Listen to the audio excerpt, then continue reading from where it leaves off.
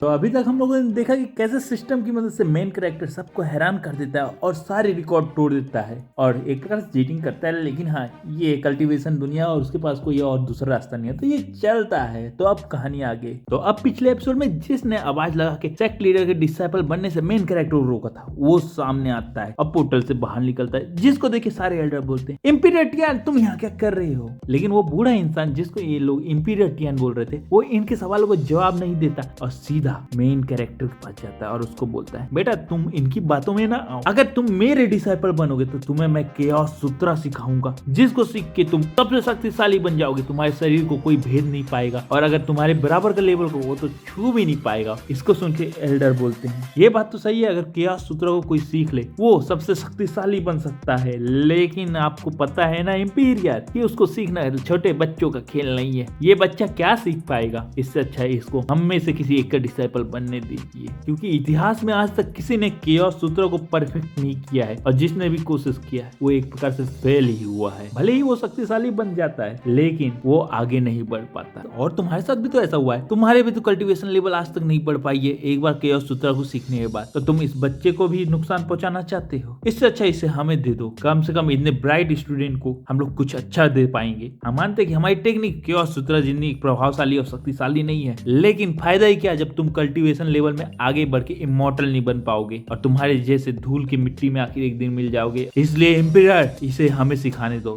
तुम बीच में मत आओ। इसको सुन के ओल्ड मास्टर इम्पीरियर बोलते हैं, साविन ऐसा नहीं है, वो बहुत ज्यादा टैलेंट है, देखे नहीं 9 घंटे उसने बजा दी है और मुझे पूरा भरोसा कि केओस मंत्रा को पूरी तरह से सीख लेगा और सबसे शक्तिशाली बनेगा। इस पे सेक्ट लीडर बोलते हैं, मास्टर इम्पीरियर मास्टर ऐसा मत करिए, हमारा सेक्ट डूबे जा रहा है और खत्म हो जा रहा है। अब जब इतना अच्छा टैलेंटेड डिसाइपल हमको मिला है तो हम उसके भविष्य को खतरे में नहीं ले सकते। कृपया आप चले जाइए और अपनी बेइज्जती कराने की कोशिश मेरे से नहीं करिए, मैं सिर्फ रिक्वेस्ट कर रहा हूँ, प्लीज साविन के ऊपर से अपनी नजर हटा लीजिए। और ये सब सुन के इम्पीरियर बहुत निराश होते हैं और दुखी से मुड़ के जाने लगते हैं, जिस पे साविन सोचता है केओस सूत्रा ये तो उसी नॉर्मल की तरह है जो मैंने पढ़ा था, तो मैं यही सीखूंगा। और वो सबको बोलता है, सुप्रीम एल्डर मैं केओस सूत्र को ही सीखूंगा क्योंकि मुझे लगता है मैं सीख सकता हूँ, मैं काबिल हूँ, मुझे विश्वास है। ये सुन के सब लोग बोलते हैं, क्या तुम अपना भविष्य बर्बाद करना चाहते हो, ऐसा मत करो। लेकिन इस पे सो बोलता है, अगर आपने ऐसा नहीं करने दिया तो मैं इस सेक्ट में एक पल भी नहीं रहूंगा और तुरंत मैं इस सेक्ट को छोड़ के चल जाऊंगा। जिसको सुन के सारे सुप्रीम एल्डर बोलते हैं, लड़के तुमने बहुत गलत किया, लेकिन कोई बात नहीं, तुम भविष्य में पछताओगे और तुम्हें जब पता चलेगा कि हमने तुम्हें कितना समझाने की कोशिश की थी और हम सही थे, तुम गलत थे। लेकिन अब तुम केओस सूत्र सीखना चाहते हो। सारे सुप्रीम एल्डर वहां से गायब हो जाते हैं, जिसको देख सेक्ट लीडर बोलते हैं, साओई ऐसा मत करो, तुम अपना भविष्य बर्बाद कर रहे हो। लेकिन साओई बोलता है, नहीं सेक्ट लीडर, अब मैं होली सन बन गया हूँ इस सेक्ट का, तो मेरी जिम्मेदारी है कि मैं इस सेक्ट को ऊपर ले जाऊं और आसमान की बुलंदियों पे पहुंचा दूं और इसीलिए मैं केओस सूत्र सीख के रहूंगा। जिसको देख के सेक्ट लीडर बोलते हैं, इस लड़की को समझाने का कोई फायदा नहीं है, जब ये सुप्रीम एल्डरों की बात नहीं सुन रहा तो मेरी क्या सुनेगा। और ऐसा करके वो वहां से चले जाते हैं और तभी साओई के सिस्टम में बसता है, आपके पेटीएम अकाउंट में 10 रुपए प्राप्त हुए हैं। और इसके बाद वो तुरंत अपने मास्टर की ओर जाता है और इसके बाद साउन मास्टर को ग्रीट करता है और मास्टर बोलते हैं, अच्छी बात है, अच्छी बात है, अब तुम्हें 100 साल तक अगर अच्छे से मेहनत करनी है तो तैयार हो जाओ, बहुत कड़ी मेहनत करनी है। इस पे साउ हैरान होकर बोलता है, क्यों मास्टर? तो वो बोलते हैं कि भाई मेरे 900 साल बीत गए हैं और मैं 1000 साल ही जी सकता हूँ, मैं कल्टीवेशन में ब्रेक थ्रू नहीं कर पाया हूँ और इसीलिए तुम्हें मेहनत करनी पड़ेगी क्योंकि मेरे पास सिर्फ 100 ही साल है। ये सुन के साउ हैरान हो जाता है और मन में बोलता है, मेरे साथ स्कैम हो गया है, अब मैं क्या करूं? सारे एल्डर तो चले गए, अब मैं किसको मास्टर बनाऊं? मेरे साथ स्कैम हुआ है, मन में चिल्लाता है और इसके बाद बोलता है, कोई बात नहीं, जो होता है अच्छे के लिए होता है, क्योंकि मेरे पास तो सिस्टम है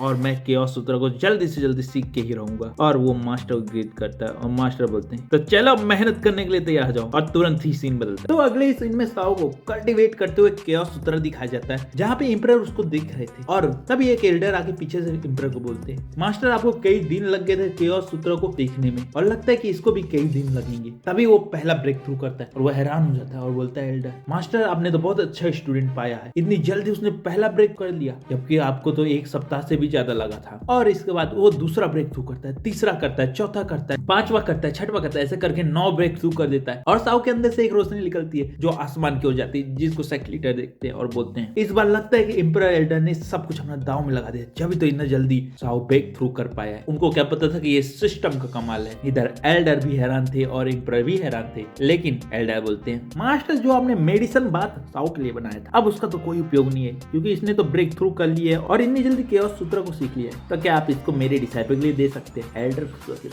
कोई बात नहीं, ले लो, क्योंकि उसका उपयोग तो है नहीं। मैंने सोचा था कि उसकी जरूरत पड़ेगी। और इस पे ये एपिसोड खत्म होता है।